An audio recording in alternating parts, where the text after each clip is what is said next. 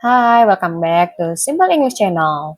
Udah lama ya aku nggak upload video terkait dengan UKPPG Prajabatan. Nah, jadi teman-teman, pada kesempatan kali ini aku ingin sharing tentang bagaimana PPG atau UKPPG Prajabatan khususnya bagi prodi bahasa Inggris. Nah, jadi salah satu hal yang bisa dijadikan kategori atau menjadikan indikasi bahwa kita sudah menyelesaikan perkuliahan PPG Prajabatan adalah dengan mengikuti UK PPG Prajabatan model baru.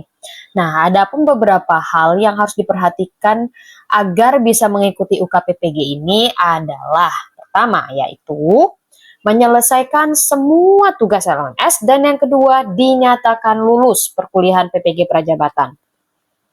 Dinyatakan lulus ini maksudnya adalah teman-teman semua tugas LMS atau tugas apapun yang terkait dengan perkuliahan PPG Prajabatan, kalian sudah melewati nilai ambang batas atau ibaratnya ada passing grade-nya lah. Misalnya minimal B untuk mengikuti UK PPG Prajabatan. Jadi apabila teman-teman tidak berhasil untuk mendapatkan nilai B, maka teman-teman tidak bisa mengikuti UK PPG Prajabatan. Adapun beberapa hal yang akan diujikan dalam UK PPG Prajab adalah yang pertama yaitu PCK. PCK ini adalah Pedagogi Content Knowledge. Jadi sebenarnya UK PPG Prajabatan ini bisa dibagi jadi dua. Yang pertama itu adalah ujian kinerja, dan yang kedua adalah ujian tertulis. Di bagian ujian tertulis itu ada PCK, studi kasus, sedangkan untuk di bagian uji kinerja ada video mengajar, perangkat pembelajaran, dan juga terakhir ada wawancara. Untuk urutannya tersendiri, dimulai dengan PCK terlebih dahulu. Setelah menyelesaikan PCK, dilanjutkan video mengajar. Selama selesai video mengajar, dilanjutkan dengan studi kasus, dan terakhir adalah wawancara. Perlu diketahui teman-teman bahwa setiap rentetan ujian PPG Prajabatan ini sudah ada timeline-nya tersendiri. Jadi memang tidak dilaksanakan dalam satu waktu. Jadi ibaratnya menyelesaikan PCK terlebih dahulu, baru dilanjutkan video mengajar, baru nanti ada masa penulisan studi kasus, dan yang terakhir yaitu wawancara.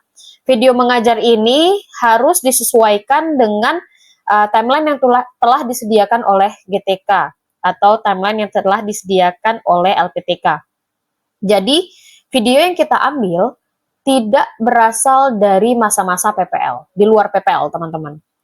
Untuk perangkat pembelajarannya tersendiri boleh diambil dari kerja atau perangkat pembelajaran telah kita persiapkan selama kuliah, yang belum dipraktikkan dalam PPL, atau boleh juga dibuat yang baru. Jadi nanti untuk regulasinya tersendiri, teman-teman, boleh menunggu dari LPTK-nya masing-masing. Karena saya juga tidak bisa memastikan bahwa regulasi yang ada pada PPG Prajabatan Gelombang 1 akan sama dengan PPG Prajabatan Gelombang 2. Oke, pada video kali ini kita berfokus pada PCK bagi prodi bahasa Inggris. Teman-teman yang prodi bahasa Inggris perlu diketahui bahwa soal-soal yang diberikan untuk PCK itu tidak ada yang terkait dengan konten bahasa Inggris secara general. Maksudnya adalah kalian tidak akan menemukan soal-soal seperti apa yang dimaksud dengan prosedur teks, kemudian apa manfaat dari prosedur teks, atau soal-soal grammar seperti TOEFL itu tidak akan terlihat selama ujian PCK bahasa Inggris. Dan soal yang disajikan pun diberikan full bahasa Inggris, jadi tidak ada bahasa Indonesia sama sekali. Bentuk soalnya berupa studi kasus yang harus dipecahkan oleh mahasiswa selama 120 menit dengan jumlah soal 60 soal. Nah, jadi gambaran umumnya seperti itu, teman-teman. Untuk mengikuti UKPPG Prajabatan ini sendiri, teman-teman perlu memperhatikan jadwal yang terdapat di SIM PKB. Jadi ketika nanti GTK atau LPTK sudah merilis jadwal untuk PCK, teman-teman secara berkala bisa mengecek akun SIM PKB masing-masing untuk mengetahui jadwal mandiri atau jadwal personal teman-teman untuk mengikuti PCK. Karena memang tidak semua LPTK akan melaksanakan secara serentak. Maksudnya serentak di sini adalah semua mahasiswa diminta untuk mengerjakan UKPPG dalam satu hari, bisa saja dalam beberapa hari, atau mungkin dalam satu hari dibagikan menjadi beberapa sesi. Jadi nanti itu tergantung kebijakan tiap-tiap LPTK ya teman-teman. Oke, kita lanjut dulu khusus untuk gambaran PCK, video mengajar, studi kasus, wawancara. Mungkin aku bisa cerita sedikit ya teman-teman ya. Untuk PCK sendiri tadi sudah saya sampaikan bahwa memang full bahasa Inggris dan jumlah soalnya kalau tidak salah itu 60 soal, dikerjakan dalam waktu 2 jam kurang lebih. Dan soal yang diberikan berupa studi kasus yang nantinya akan berkaitan dengan kompetensi lulusan PPG Prajabatan. Sementara video mengajar, nanti untuk di SIM PKB tersendiri, video mengajar itu ada bar tersendiri untuk upload tugas atau upload link. Setelah video berhasil diedit, jadi ada dua teman-teman videonya, sorry terlewatkan. Ada video utuh dan video edit. Video utuh itu teman-teman tidak boleh sama sekali memberikan editan, baik itu profil ataupun memberikan background atau ngasih musik. Yang boleh dimasukkan itu di bagian video edit, dan itu hanya memasukkan sintak. Itu udah maksimal teman-teman. Jadi tidak ada hal-hal lain yang perlu teman-teman masukkan seperti logo kampus atau logo PPG Prajabatan, tidak diperbolehkan untuk di video edit maupun di video utuh. Untuk perangkat pembelajarannya tersendiri nanti juga akan ada bar untuk upload. Teman-teman jadi bisa upload di situ. Untuk detailnya nanti akan saya beritahukan. Sedangkan studi kasus itu diambil dari kasus-kasus yang teman-teman temui dalam proses PPL atau proses perkuliahan PPG yang berkaitan dengan merancang pembelajaran atau mengevaluasi proses pembelajaran. Dan wawancara itu fungsinya adalah mengkonfirmasi studi kasus yang telah teman-teman upload atau video mengajar yang telah teman-teman upload di SIM PKB. Jadi nanti pewawancara akan mengkonfirmasi terkait dengan proses pembelajaran atau studi kasus apabila ada sesuatu yang perlu dikonfirmasikan. Namun apabila tidak ada yang perlu dikonfirmasi, wawancara kemungkinan besar berkaitan dengan kompetensi lulusan PPG Prajabatan. Jadi teman-teman tidak akan jauh dari hal-hal tersebut. Lalu bagaimana caranya supaya tahu apa-apa saja hal yang akan diujikan? Nah, jadi ini saya berikan gambaran sedikit ya teman-teman ya. Ini adalah contoh ibaratnya edaran yang kami terima sebelum mengikuti PCK. Jadi seperti yang telah saya sampaikan sebelumnya, uji kinerja itu ada perangkat pembelajaran, video praktik pembelajaran, wawancara. Sedangkan untuk ujian tertulis ada PCK dan juga laporan studi kasus. Fokus kita kali ini adalah PCK. Lalu apa aja sih yang perlu dipersiapkan untuk PCK ini? Khusus bahasa Inggris tentunya teman-teman perlu melatih kemampuan reading dan juga problem solving kalian. Dan kasus-kasus yang diberikan adalah terkait 8 kompetensi lulusan PPG Prajabatan seperti yang terlihat di dalam slide ini. Jadi teman-teman nanti akan menemui kasus di mana teman-teman diminta untuk melaksanakan tugas keprofesian contohnya sebagai pendidik yang menjunjung tinggi nilai-nilai Pancasila. Misalnya nanti teman-teman akan menemui suatu kasus bahwa ada salah satu orang murid yang tidak bisa belajar secara audio. Sedangkan murid lain harus belajar secara visual. Nah, kira-kira hal apa yang perlu dilakukan terkait permasalahan yang ditemukan seperti ini. Nah, kurang lebih seperti itu, tapi soalnya tentu akan lebih kompleks daripada yang telah saya sampaikan barusan. Jauh lebih kompleks daripada itu. Karena memang untuk bahasa Inggris tersendiri, kita diminta atau dituntut untuk mampu pertama memahami maksud soal, yang tentunya dalam bahasa Inggris. Dan yang kedua, mampu menganalogikan soal tersebut dengan mencari solusinya kira-kira apa. Jadi kalau teman-teman merasa bahwa kemampuan reading teman-teman itu sangat kurang, ada baiknya dari sekarang mulai dilatih untuk memahami kasus-kasus yang diberikan agar tidak terlalu membuang waktu ketika mengerjakan soal-soal PCK.